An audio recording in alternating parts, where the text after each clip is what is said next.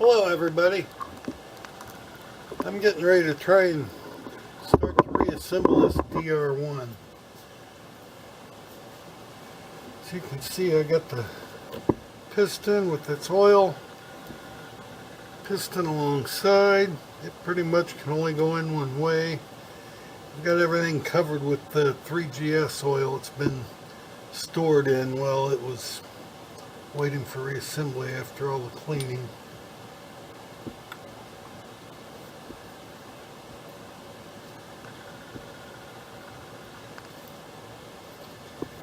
Well, it just goes in there. Then we've got the head and the valve. Now you can see, even though it's been ultrasonically cleaned, you can still tell which side was against which here. So that one goes in first. Those two sides were mated up before. I don't know how much it matters.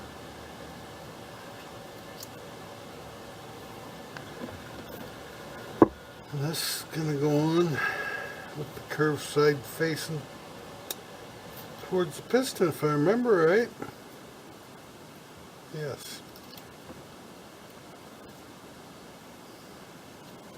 Now I marked this somewhere. Where was it? Right here. I put one little punch mark in it, even though you'd have probably been able to tell by the pattern on the end of things where it went. The punch marks line up like this. Like, if you want to be careful, you don't drop this out and bend that oil pump piston.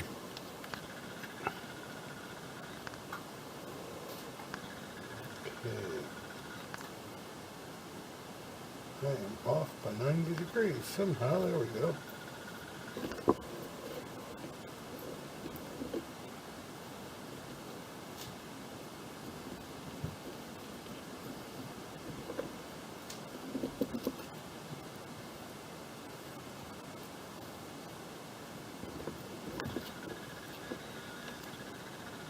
Piece of hair. The dogs look like more for me.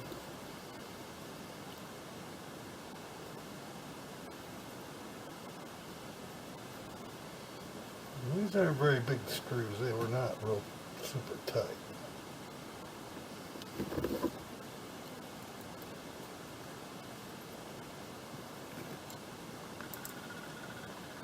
Quarter-inch wrench fits it.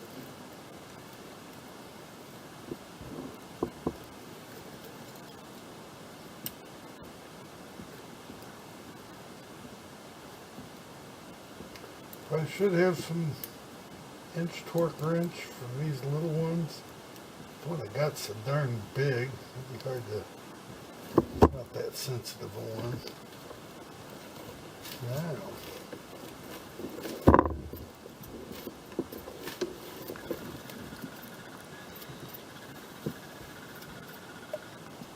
oh, hold her out too far.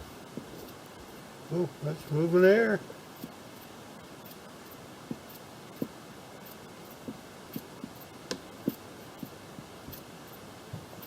Yep, definitely moving air.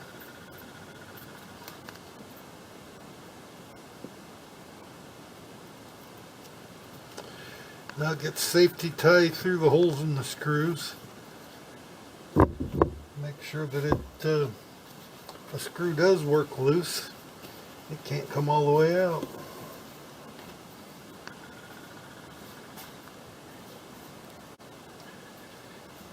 Okay.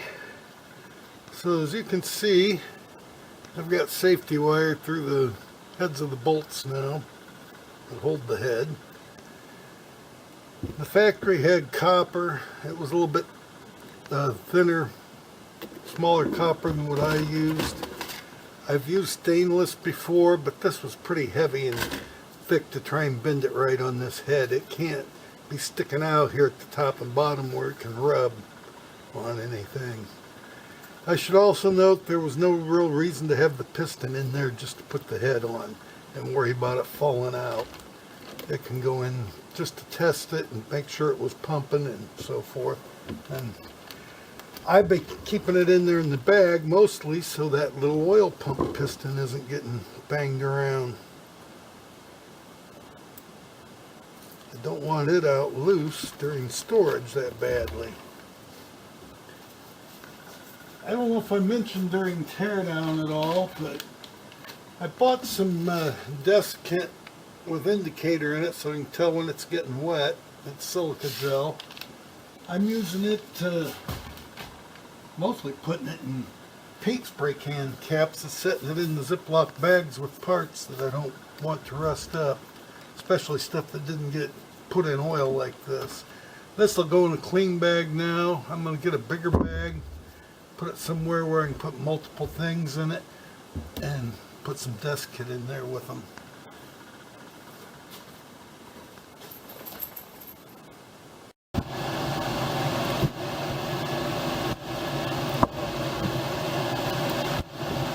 After I wash down with brake clean,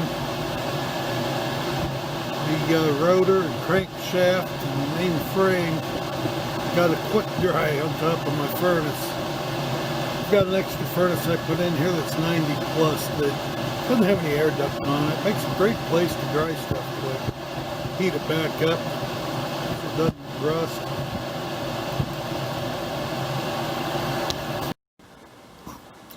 I don't have anything close to a clean room like a compressor manufacturer might have. So big Ziploc bags are my substitute. And as I already mentioned, I'm putting desiccant in with stuff now. So after this came off the furnace to dry it, make sure all the brake clean was off, no moisture. It went in here for the moment until I'm ready to try and get some oil in the bearings and where the unloader goes, a little bit of oil. I like to put a thin film oil on the whole thing, which is a little hard to do the way it's shaped.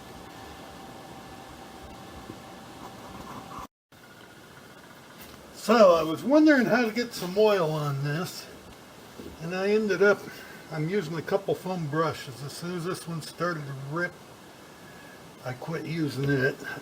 It seems to be much less likely to leave pieces of foam than it would bristles from a small bristle brush. It worked pretty good actually.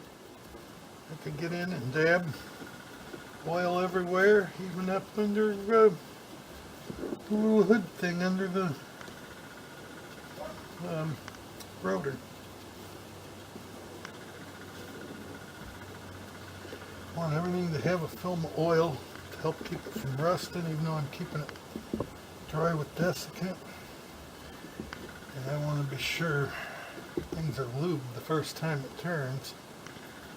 I'm going to try and prime the pump by hand if I can when I get that far, the oil pump. Make sure it's pumping before I power it up. Now, I think I got most of it. I'm going to take and put just a little in here. Buried and let it go down there good.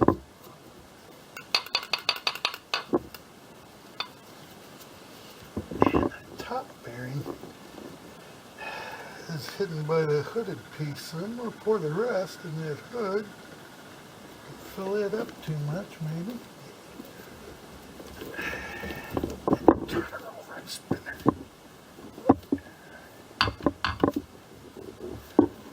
This is the inside of dog food bags. They're kind of plastic lined. It's making a good place, clean place to put parts. And giving the bag an extra use besides just a garbage bag.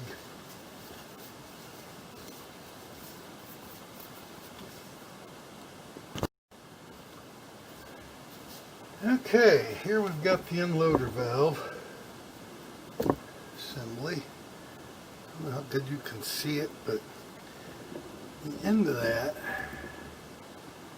is notched for the head of that cotter key to fit in. So it has to go in on one side. It can't go in on the other. Spring.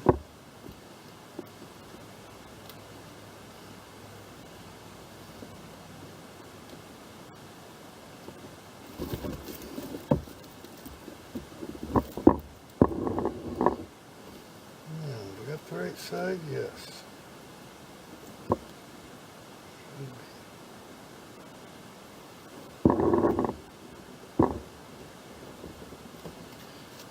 Okay. So that cotter key, is it in there right? I don't think it is. It goes in there further than that. Alright. It's up in there a little bit more. To believe.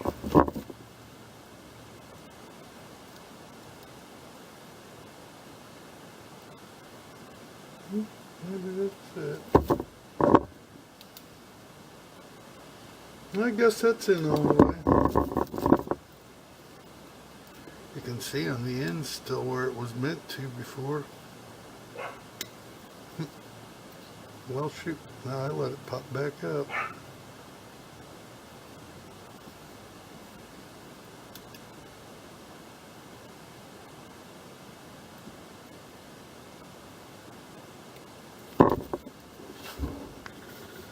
Can't get anything in between there to get it spread open. The same length instead of two different lengths like you normally got with a cotter key. There we go.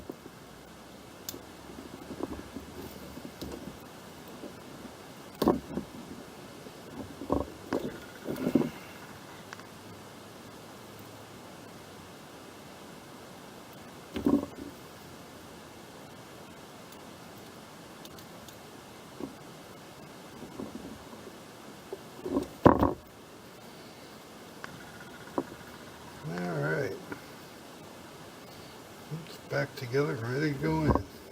I'll go over here in the big bag with all the stuff that's ready.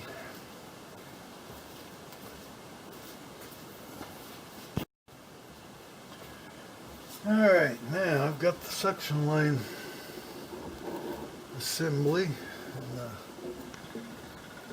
cap to the unloader and the bypass crossed. This has got the suction check valve in it, which is laying right here.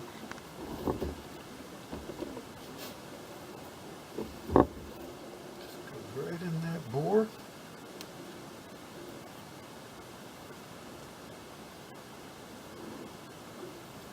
Looks like we're moving nice and free.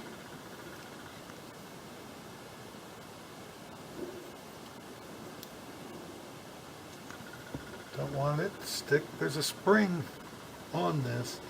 There's a lead gasket here that I did not mess with.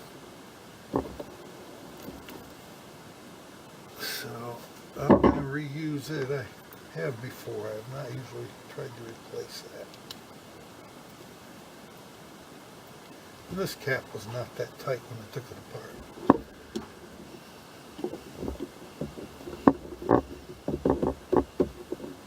Okay.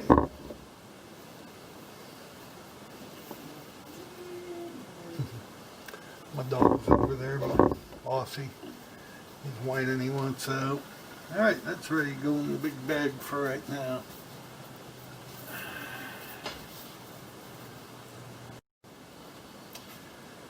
Alright. So after cleaning this in the ultrasonic cleaner, now it's been oiled. This is the base that goes on it all. It's got a lead gasket where the suction check valve housing goes on. I didn't disturb that gasket at all. The shoulder that goes down in there is thick enough it's going to compress down against it without any trouble. Should. So I took the oil strainer off while I was cleaning it. I put it back on. It's got a wide flat lock washer under it. Now, this doesn't really clear and go on and off good when this is on there. And go where it belongs. Let's see.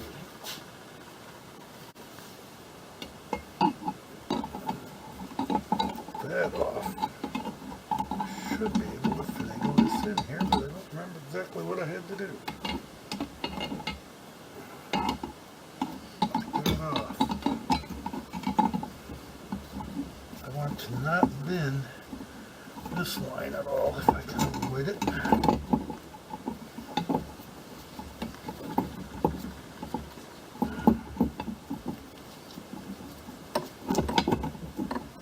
Come on, you should go on there.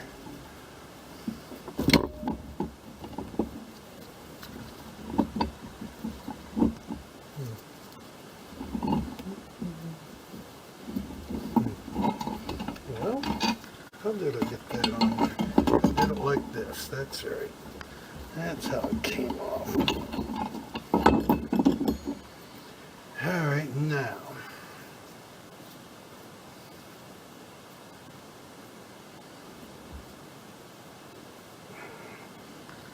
The part with the passages here faces towards that bottom plate.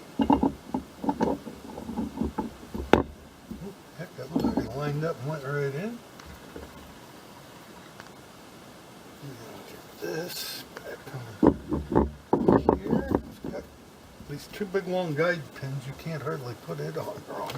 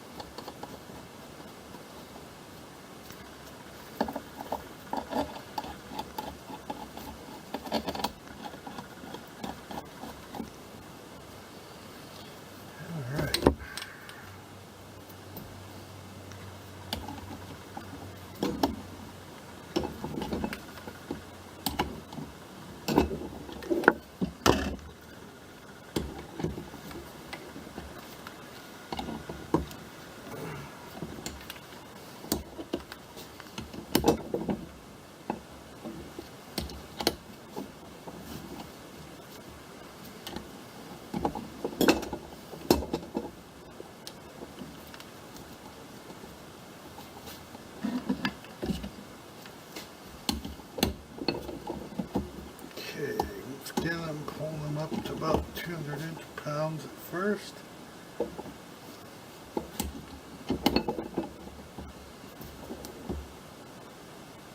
I'm going to about 250.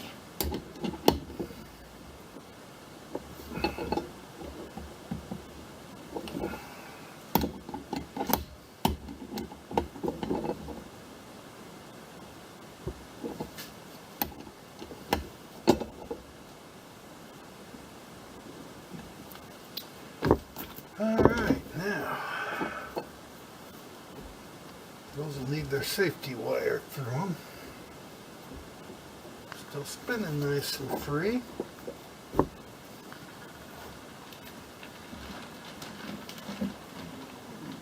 Unloader valve.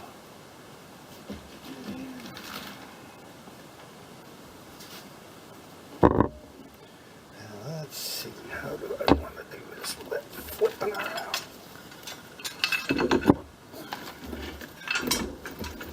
Like that was good. Stayed there.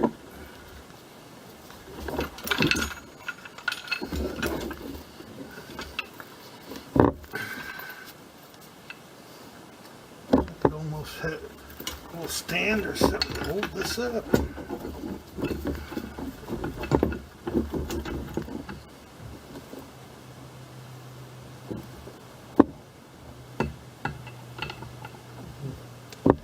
Still not quite out of the way here.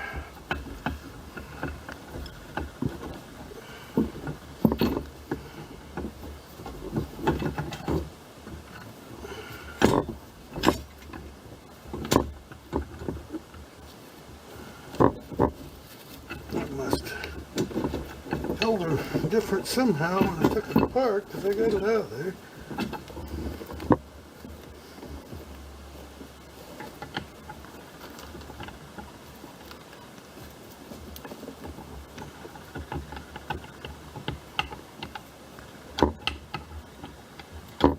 There we go. Now we're going. Ooh. Moving nice and easy. Yep, moving nice and free, so that's good.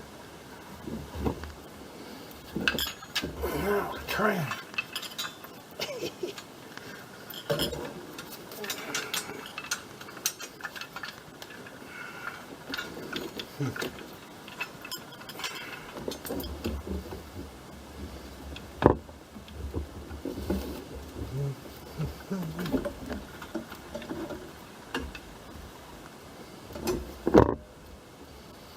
Alright, that cap just snapped on over that unloader.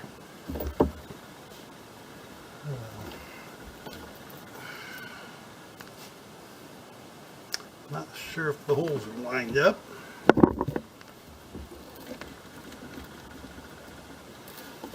Possibly not.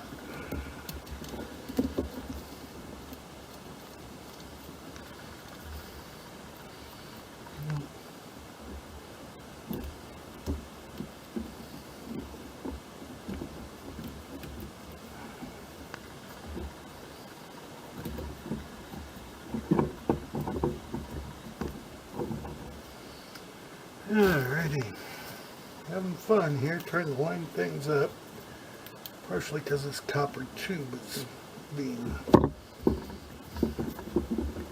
trapped underneath it. Need something tall to set it on so I can work on it right side up.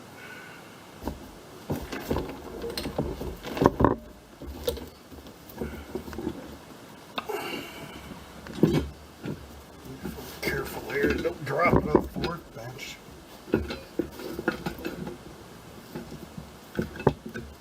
See how much lid I can get off my jacket on it, huh? Alright, now I can see at least.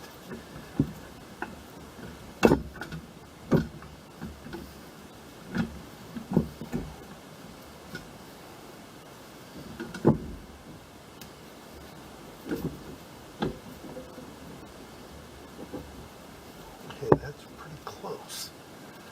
Get one started, it'd be helpful.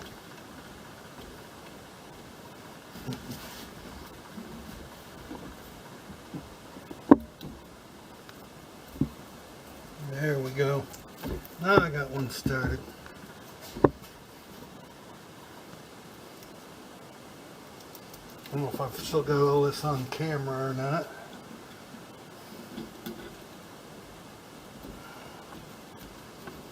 I want to be sure I get these started by my fingers before I go putting any damn screwdriver on it.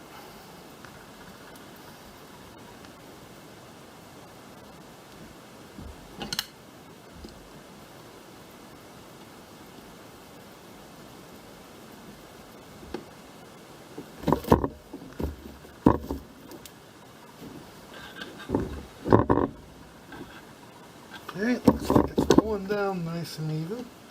I'll tighten it a little more. Oh, evidently that side wasn't down all the way. Went down quite a bit when I tightened the other.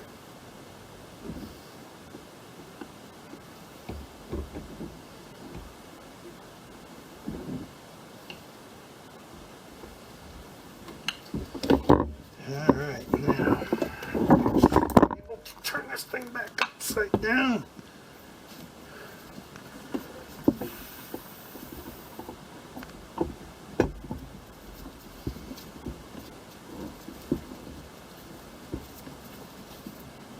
Okay, that's not quite the edge here. Quite going up in like it should.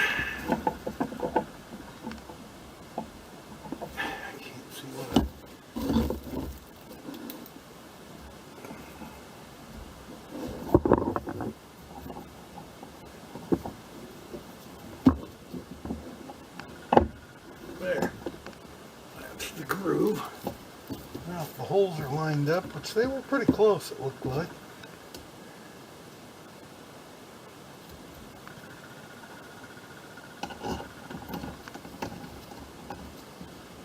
Shouldn't be too far off, I think.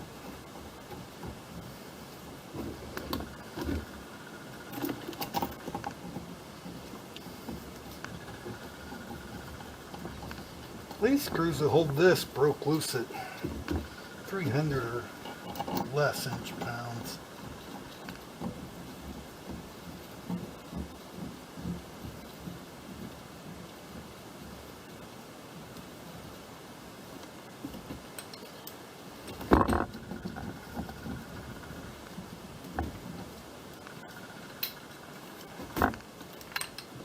Everything's a bit oily.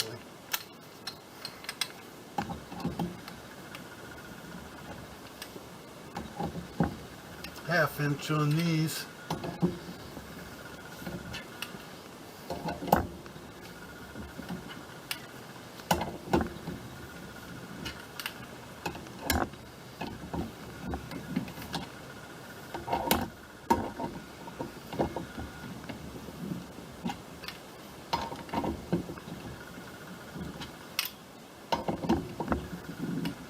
Alright, that's snug enough. 100 inch-pounds. That one's already there. Oh, let's tighten that one more than the other because it was caught slightly still. There we go. Oh, I'm going to stop at about 150 inch-pounds, I think, on these.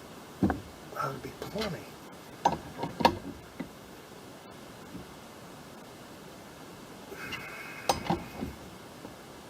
There we go.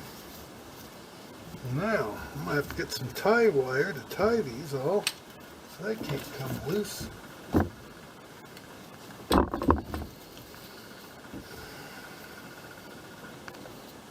Oh, now we got to look at this and see, make sure that bypass tube is not touching the frame or anything. Not touching here. Not touching the frame.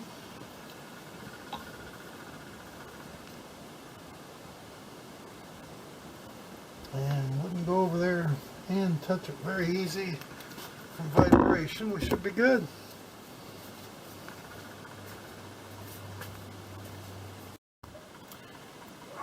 Okay, so I made 3 tall legs. Made them a little taller than I really needed to.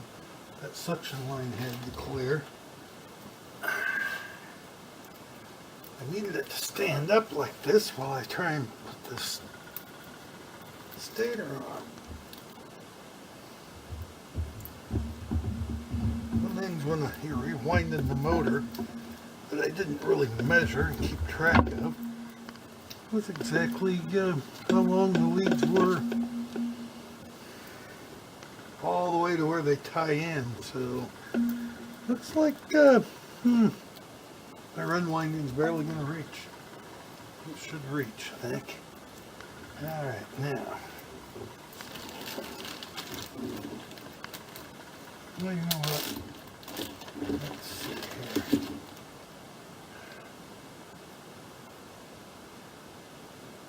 Point out it's been so long, I forgot.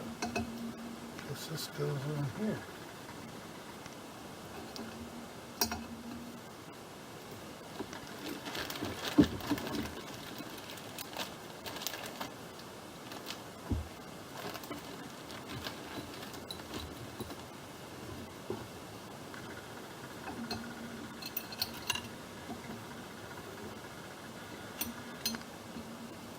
About there must be the hole. I probably got this marked too. Sure.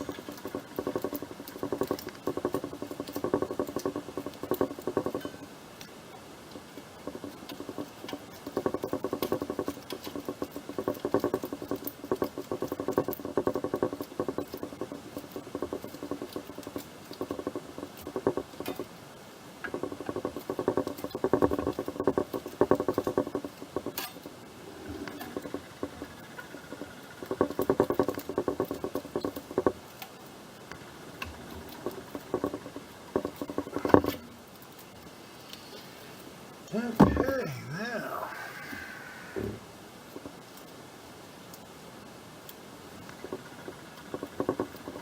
still spins free, doesn't drag on it or anything. Woohoo, we're almost ready for a test run. Gotta figure out how I'm gonna get some oil going in the bottom, not make too big a mess. Okay, I think I'm about ready for a test run. Got a small reserve of oil held up with a brown oil prop. Got my Annie hooked up. It's not actually an Annie, it's a thermal brand, but same thing. And I got a kilowatt ready to record the wattage. Or shows me what the wattage is, I guess. It's not going to record it.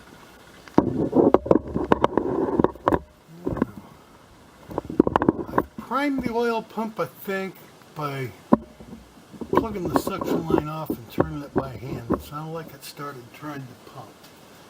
So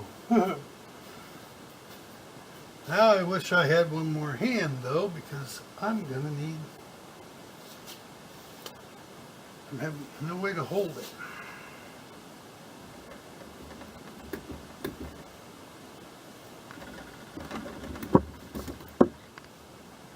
Here goes.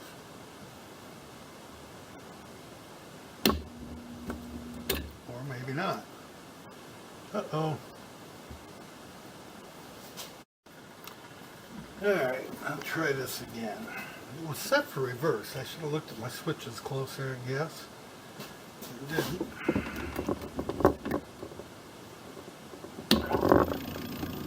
There we go. It's trying to suck some oil up.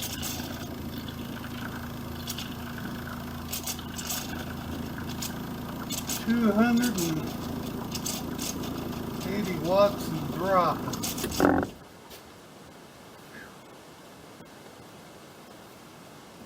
So wheat that runs